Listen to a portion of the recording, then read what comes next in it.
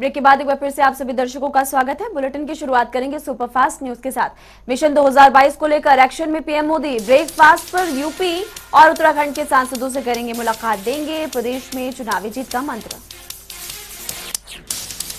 Breakfast के समय PM Modi के साथ बीजेपी के राष्ट्रीय अध्यक्ष जेपी नड्डा भी रहेंगे मौजूद। दोनों राज्यों में होने वाले विधानसभा चुनाव को लेकर करेंगे मंथन।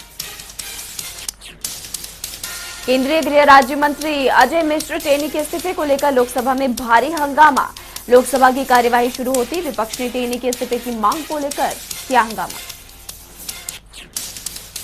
लोकसभा में राहुल गांधी ने कहा कि केंद्रीय राज्य मंत्री अजय मिश्र है क्रिमिनल, तुरंत उन्हें सरकार को करना चाहिए बर्खास्त। राहुल गांधी ने केंद्र सरकार पर लगाया टेनी को बचाने का आरोप, कहा उनके खिलाफ कोई एक्शन नहीं ले रही सरकार। आज से होगा हरियाणा विधानसभा का शीतकालीन सत्र का आगाज। दोपहर 2 बजे से शुरू होगी सदन की कार्यवाही। 22 दिसंबर तक चलेगा शीतकालीन सत्र। सत्र से पहले सरकार को घेरने की तैयारी में जुटी कांग्रेस। दोपहर 12 बजे कांग्रेस विधायक दल की बैठक, सरकार की घेराबंदी समेत तमाम मुद्दों को लेकर चर्चा। युवा कांग्रेस ने भी सरकार के खिलाफ खोला मोर्चा। आज विधानसभा का घेराव करेगी युवा कांग्रेस। नौकरियों में धांधली, भ्रष्टाचार को लेकर प्रदर्शन। यूपी विधानसभा में सीएम योगी आदित्यनाथ ने पेश किया 8,479 करोड़ का अनुपूरक बजट। 24 घंटे बिजली आपूर्ति के लिए बिजली निगम को 10 अरब की मिली धनराशि। हर घर बिजली योजना के लिए अलग से 185 करोड़ किए गए आवंटित। सीएम योगी आदित्यनाथ ने विधानसभा में कहा कि पहले देश के विकास में बाधक माना जाता था यूपी, आज यूपी में निवेश के इच्छुक हैं दुनिया के बड़े निवेशक। यही सबके साथ सबका विकास का असल मतलब।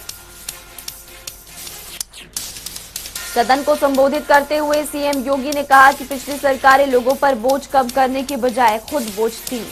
बजट के जरिए सरकार ने की किसानों और श्रमिकों समेत बेरोजगारों को साधने की कोशिश। थल सेना प्रमुख जनरल मनोज मुकुंद नरवणे को सौंपी गई नई जिम्मेदारी। पुरानी व्यवस्था को बहाल कर एमएन नरवणे को बनाया गया चीफ ऑफ स्टाफ कमेटी का अध्यक्ष।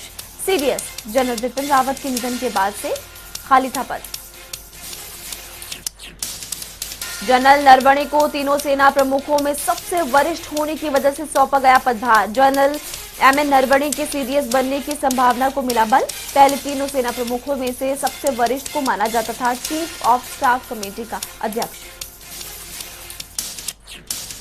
तीनों सेनाओं में वायुसेना प्रमुख air chief marshal BR Chaudhari ने 30 सितंबर 2021 को बने थे वायुसेना के अध्यक्ष। नेवी चीफ एडमिरल और हरि कुमार ने 30 नवंबर 2021 को और जनरल नरवणे ने 31 दिसंबर।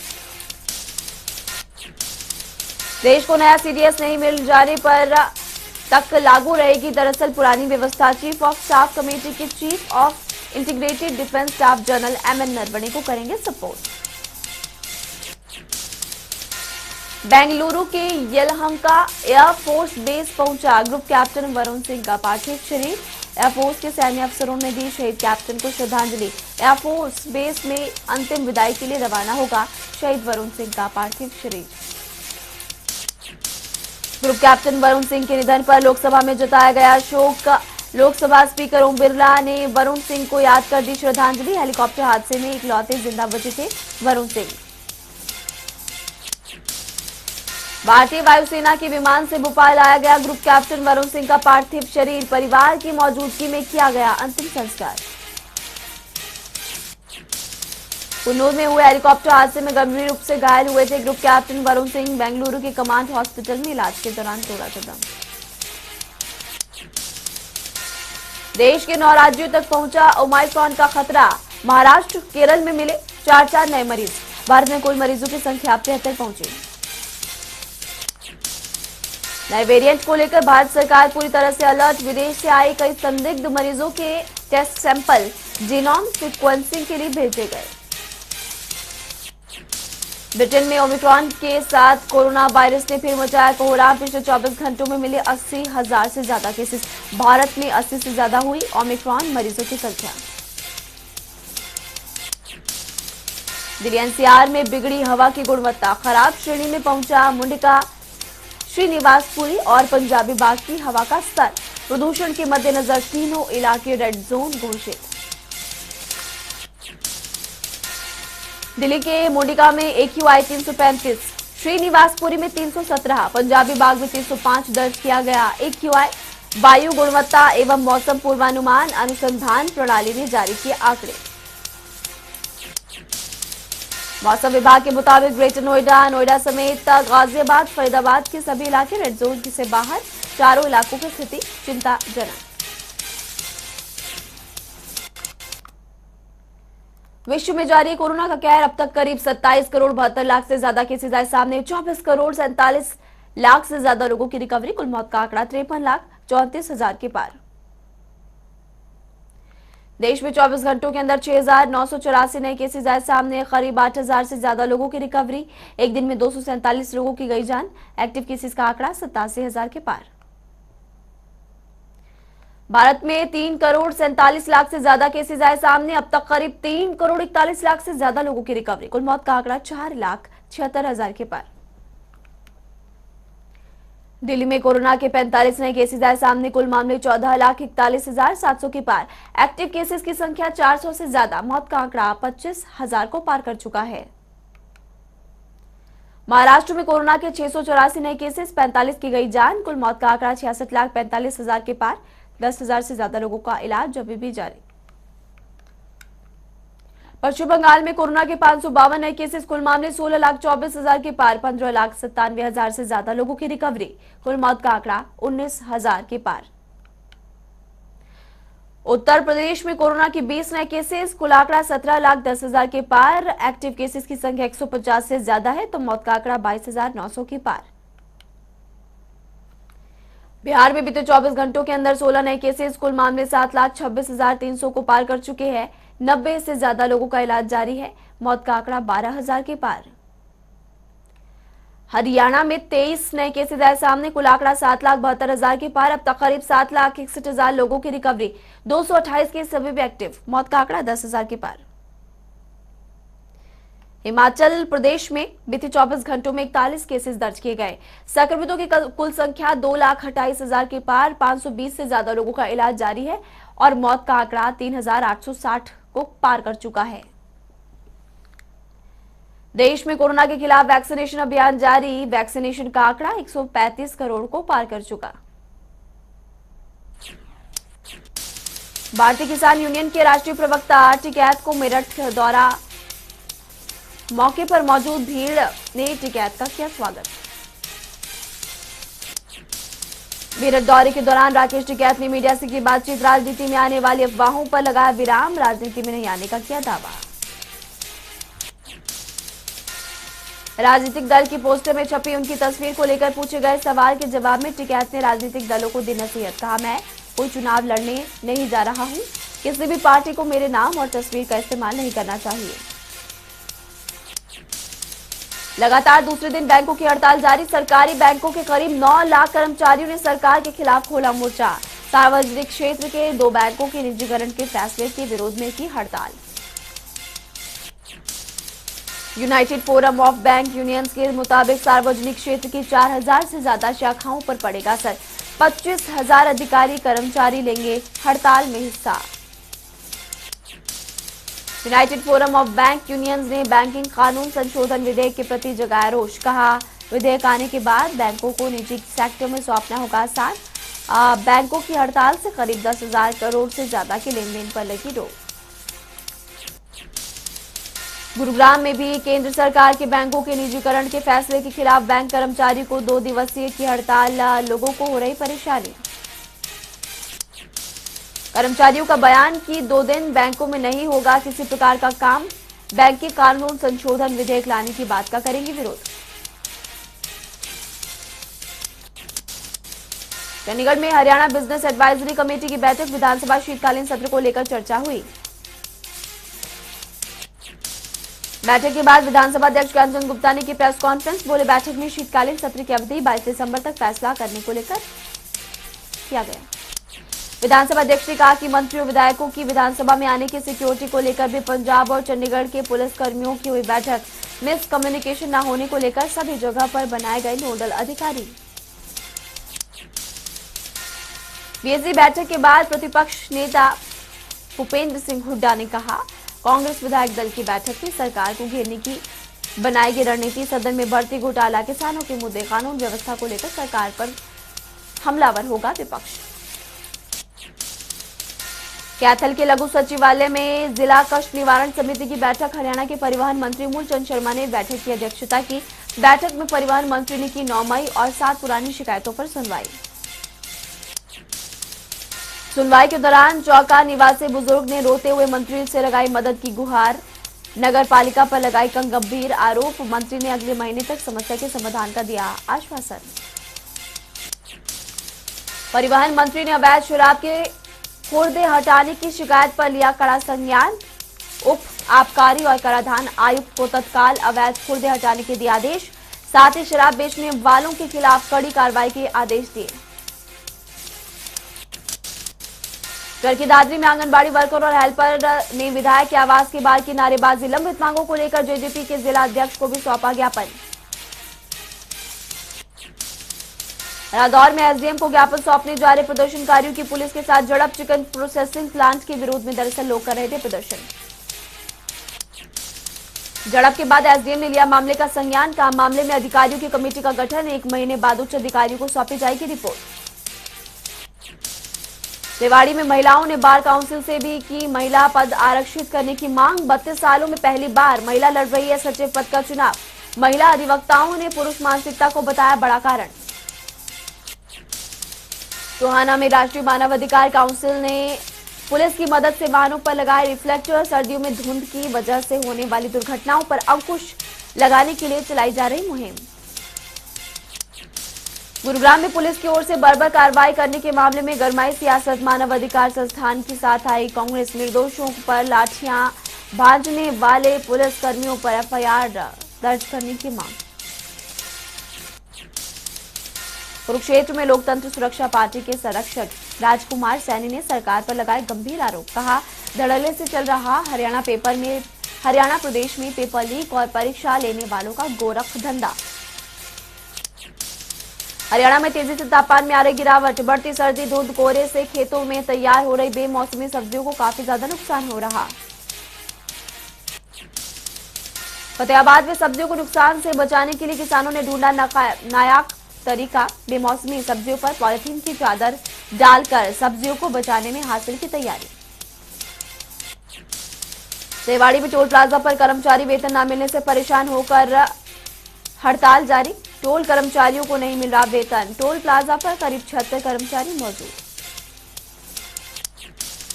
गंगायाचार टोल पर कई बार वेतन न मिलने पर कर्मचारी कर चुके हड़ताल। हड़ताल के चलते प्लाजा हुआ टोल फ्री।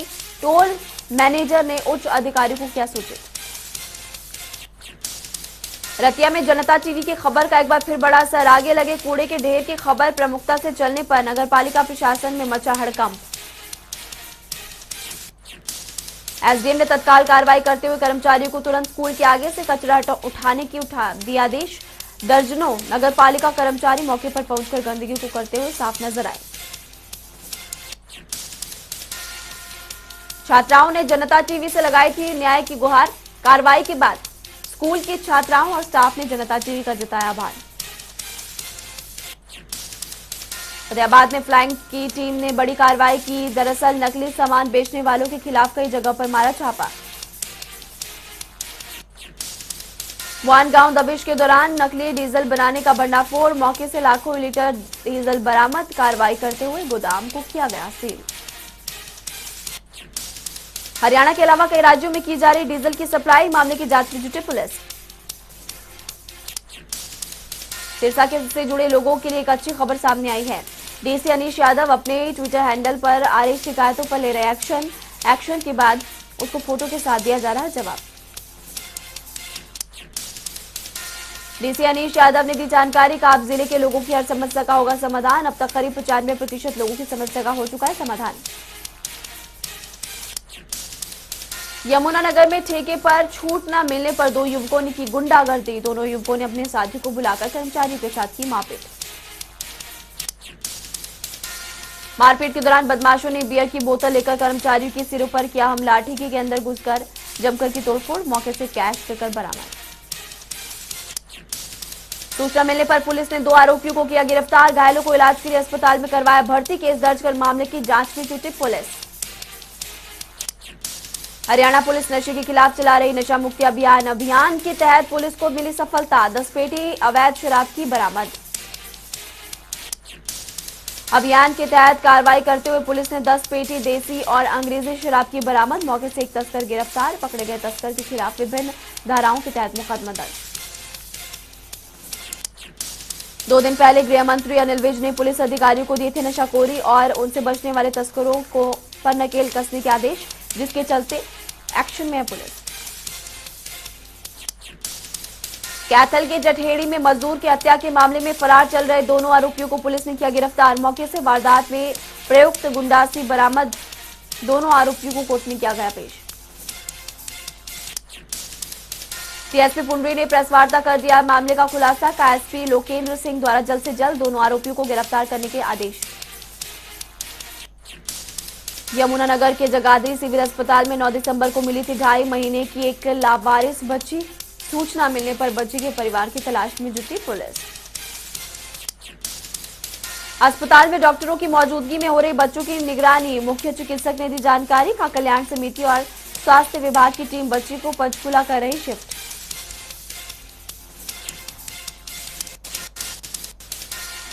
जयराम सरकार के 4 साल पूरा होने पर जश्न की तैयारियां। पीएम मोदी बतौर मुख्य अतिथि होंगे शामिल।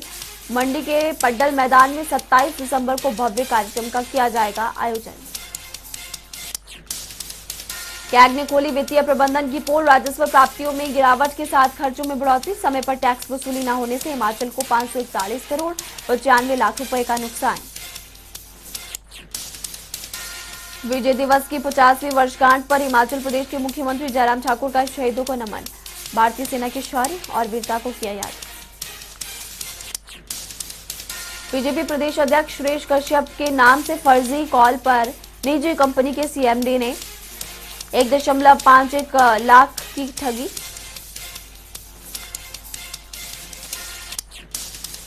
अनुबंध की मांग को लेकर प्रदेश भर में एचआरटीसी पीस मिल वर्करों की हड़ताल। बिना मरम्मत एचआरटीसी की करीब 1000 बसें खराब। मौसम विज्ञान केंद्र के पूर्वानुमान से उत्तर प्रदेश भर में मौसम साफ। शुष्क ठंड बढ़ने से शीतलहर की चपेट में ऊंचाई वाले इलाके। नालागढ़ में लाखों की चोरी करने वाला आरोपी गिरफ्तार। पुलिस ने चोरी का सामान भी किया बरामद।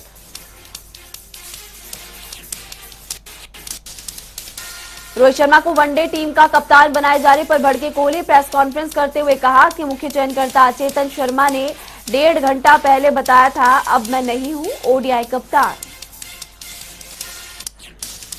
भारतीय कप्तानी विवाद पर विराट कोहली ने दी सफाई। दक्षिण अफ्रीका के खिलाफ वनडे सीरीज के रहेंगे उपलब्ध। दक्षिण अफ्रीका के खिलाफ खेलने के दिए संकेत। टेस्ट क्रिकेट से संन्यास ले सकते हैं रविंद्र जडेजा। क्रिकेट के सबसे लंबे फॉर्मेट से संन्यास लेने पर कर रहे विचार। न्यूजीलैंड के खिलाफ दूसरे टेस्ट मैच में चोटिल होने की वजह से साउथ अफ्रीका दौरे से थे बाहर। एसजेएफआई ने प्रतिष्ठित एसजेएफआई पदक के लिए चुने क्रिकेटर सुनील गावस्कर। गुवाहाटी में आम वार्षिक बैठक में लिया गया फैसला। बैठक में टोक्यो ओलंपिक में स्वर्ण पदक जीतने वाले नीरज चोपड़ा और मीराबाई चानू को चुना गया सर्वश्रेष्ठ खिलाड़ी।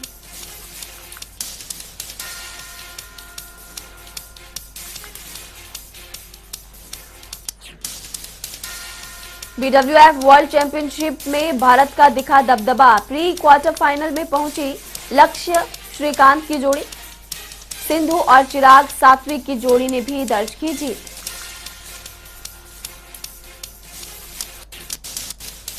कैटरीना कैफ और विकी कौशल के वेडिंग रिसेप्शन की तैयारियां हुई तेज। 20 दिसंबर को रखा जाएगा खास समारोह। ग्रैंड रिसेप्शन पार्टी में इंडस्ट्री के कई नामचीन कलाकार करेंगे शिरकत। रणबीर कपूर और आलिया भट्ट की फिल्म ब्रह्मास्त्र की रिलीज डेट आई सामने। फिल्म के ग्रैंड मोशन पोस्टर रिलीज के साथ ही फिल्म की रिलीज डेट की दी गई जानकारी।